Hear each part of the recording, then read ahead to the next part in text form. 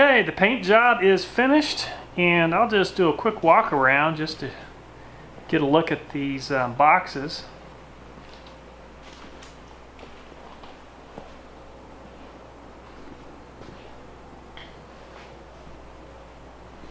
Turned out pretty nice.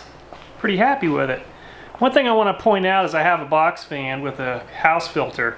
And you can see how black that is. I try to reduce or keep down the amount of overspray inside the shop, and so I want to create sort of a side draft, and that's what I'm doing there. Is I'm trying to suck in as much of the paint as I can just to keep that from going everywhere, and I think it just helps the environment, helps this environment inside the shop anyway. I just want to keep the overspray to a minimum. Anyway, the next step is to go ahead and put the wood sides in the bottom end.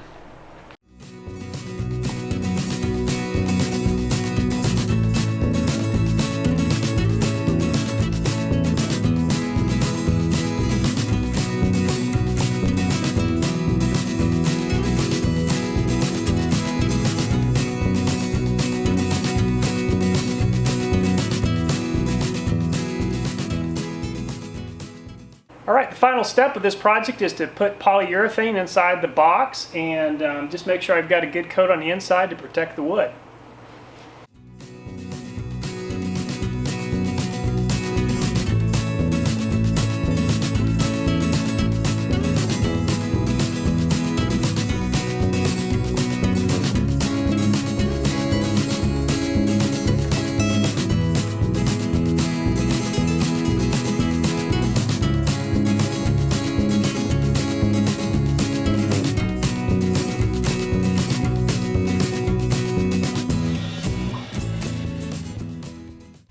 Alright, this project is coming to an end. I'm going to go ahead and put these boxes on the counterbalance and see how they work.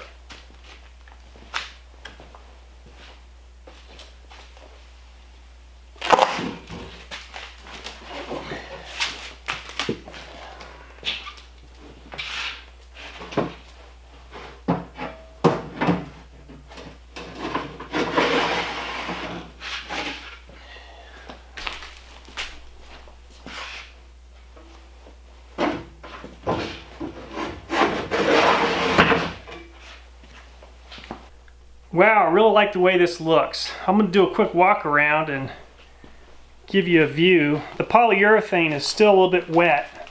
I went ahead and painted the underside of the boxes, and so I'm going to leave this, let it sit overnight. I can hardly wait to get the tractor hooked up to it and check it out, see how it all works together and how it looks. But wow, this is going to come in handy. I'm going to be able to get my chainsaws, my chains, can of gasoline, whatever I need to go out to the field. This is going to work. This is going to be very handy. And of course I've got these 3 pipes sticking out the top. I can put shovels in there. Also my steel trimmer. I can set it in, on this side and extend the blade across to the other side, so I can actually take it with me as well. One thing I did was these steel pins, I went ahead and put a little bit of grease on each of the pins, just so I don't have a problem with rust, and plus these boxes will slide a lot smoother up and down with that grease. But anyway, really happy with the way this turned out.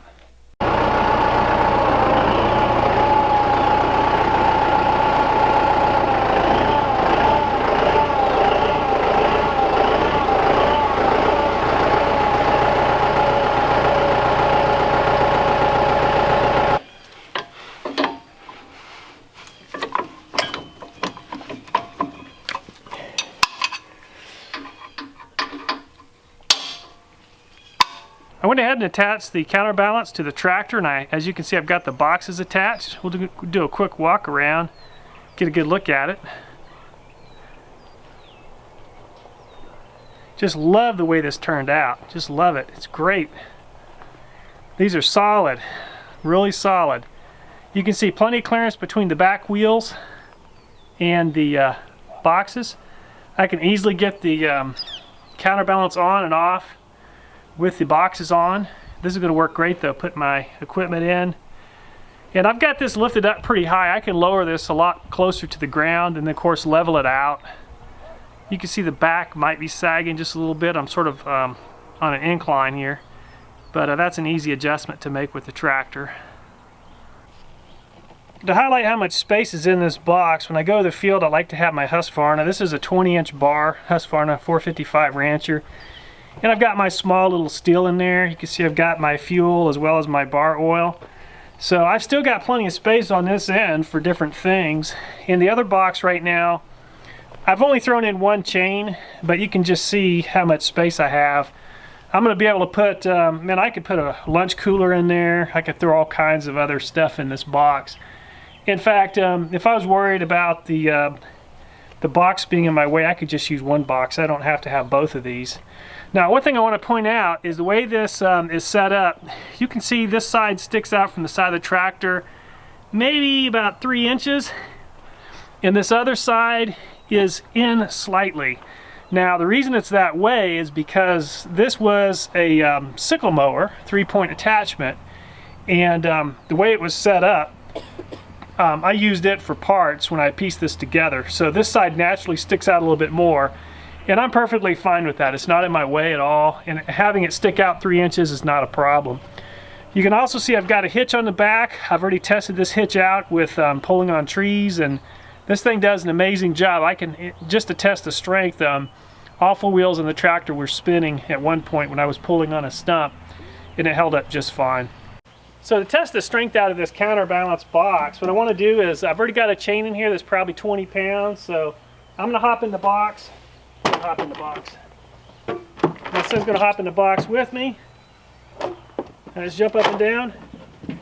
Alright, this isn't going anywhere. This will easily handle another couple 100 pounds. This is pieced together pretty well. It's not going to break. It's pretty strong. So no concerns about structure as far as the strength and the integrity of the system. And by the way, this slides up really easily too now, because I've already applied some grease to the pins, so this moves freely. Well, this is a really fun project. I had a great time putting this together. I just love doing projects that do not come with a set of instructions, and you just have to take whatever scrap you have, put it together, and do the best you can with what you have. And so on this project, I used the welding rods were part of the estate that I purchased when I bought them, so I didn't have any expense there, although you could say I'd have to end up buying that later. But I probably have, with the paint and everything, maybe $20 wrapped up in this, paint, electricity. And I've got another $60 in the Counterbalance itself. So for under $100, I have a really nice setup that's going to last me hopefully many, many years. But again, I had a great time. Thanks for watching the video, and I hope you'll consider subscribing.